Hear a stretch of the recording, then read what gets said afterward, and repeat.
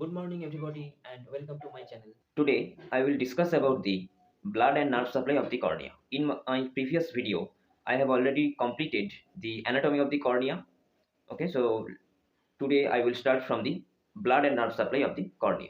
Okay, so we will start first the nerve supply. Our cornea is supplied by the sensory nerves. What is the sensory nerves? The sensory nerves is that types of nerves that carries the sensation from this peripheral organ to the brain or central nervous system, isn't it? So how do you understand that yes, your cornea is supplied by the sensory nerve? It is very easy. Just try to touch your cornea by your finger, and if you feel a burning sensation or a pain sensation, so it is obvious that your cornea has a rich sensory supply. Okay, our skin also has the sensory supply. That is why if we touch our skin we can understand that. So the question is, when we just smoothly touch our skin, it does not create any pain sensation. Only when we rub roughly on our skin, then it produces pain sensation, isn't it? But when we just smoothly touch our cornea, it produces pain sensation. Why so? This occurs because the density of the nerve fibers is 400 times more in the cornea than in the epidermis of the skin. Okay, so this sensory nerve supply mainly derived from the long ciliary nerves, and this long ciliary nerves is the branch of the nasocilliary nerve. This nasocilliary nerve is the branch of the ophthalmic division of trigeminal nerve. Okay, so this is the trigeminal ganglion. Okay, and from this trigeminal ganglion, this is at the ophthalmic division. So this ophthalmic or V1 division gives branches into three. So among these three branches, one is this nasociliary nerve. So from this nasociliary nerve, these long ciliary nerves are formed, and this long ciliary nerves enters the eyeball and moves forwards through the suprachoroidal space and supplies to the cornea. Okay, so let's understand how this cornea is supplied by this long ciliary nerves. So we will start that from this trigeminal ganglion, ophthalmic division, then the nasociliary nerve, then the long ciliary nerve. So this long ciliary nerve, after going through this suprachoroidal space, just before the limbus, it pierces the sclera and exits the eyeball. So after exits the eyeball, these long ciliary nerves are branching dictomously. So dictomously branching means they have many branches. So branches dictomously and anastomose with each other and with the conjunctival nerves and form a pericorneal nerve plexus. So first, from this long ciliary nerve, the pericorneal nerve plexus is formed. So from this pericorneal nerve plexus, 60 to 80 myelinated nerve fibers enters the cornea, and after going 1 to 2 millimeter in the stroma, this nerve lost their myelin sheath, and then it again branching dictomously and form a stromal plexus. So after pericorneal nerve plexus, it forms the stromal plexus. So most of the nerves has ends in the anterior stroma, and some passes through the mid stroma. So from this stromal plexus, the nerves divide into fine filaments under the basal layer of the epithelium and go through the all cells and all layers of the epithelium layer of the cornea and forming the intraepithelial plexus, and this nerve ends in the epithelium layer as the bead of fine filament. Okay, so in this way the cornea has got its nerve supply.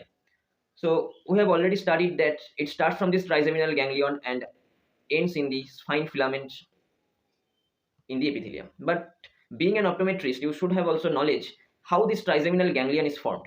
Okay, so let's see.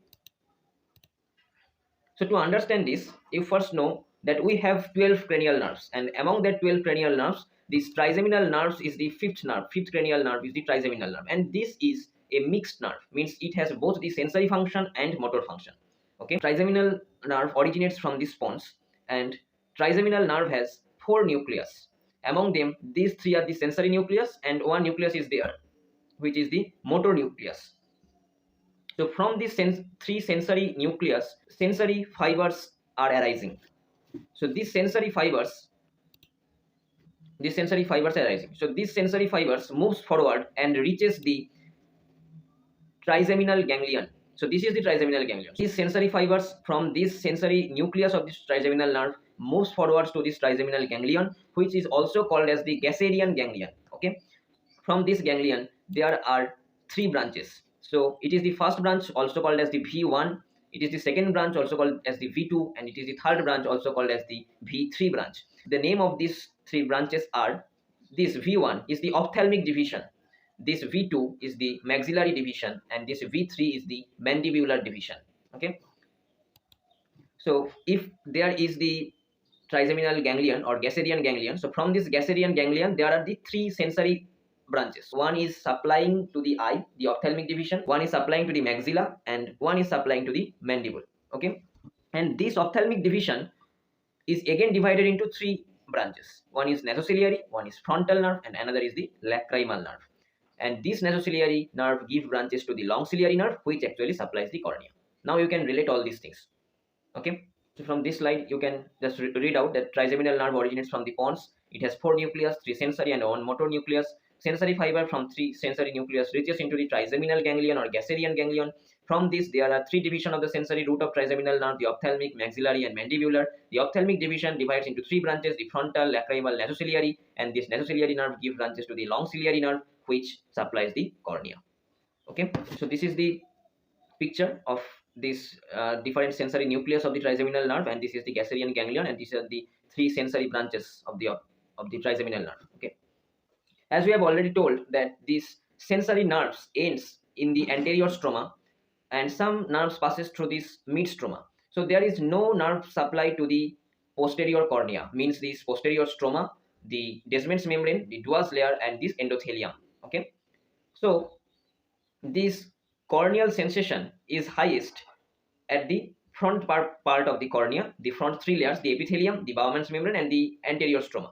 And this corneal sensation is highest in the center of the cornea, and it decreases gradually towards the periphery. So this corneal sensation is evaluated by an instrument called the aesthesiometer. What is the clinical significance of this corneal sensation? This corneal sensation is clinically important as because when there is presence of any foreign body and that is sensed by the cornea, there is automatically a blinking mechanism. Okay, and by this blinking mechanism the tears is distributed over the cornea, and this will help to remove this foreign particle from this cornea. This is the clinical significance of this corneal sensation. Okay, so this is all about this nerve supply of the cornea. Now we will go through the blood supply. So in my previous video of anatomy of cornea, I have told that this cornea is purely avascular structure. So there is no blood vessels in the cornea.